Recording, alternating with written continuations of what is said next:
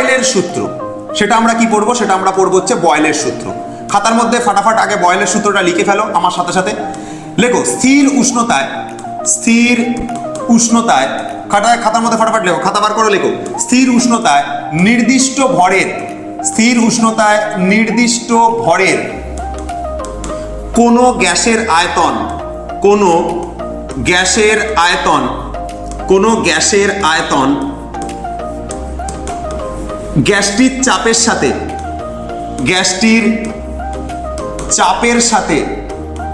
গ্যাসটির চাপের সাথে ব্যস্তানুপাতে পরিবর্তিত হয়।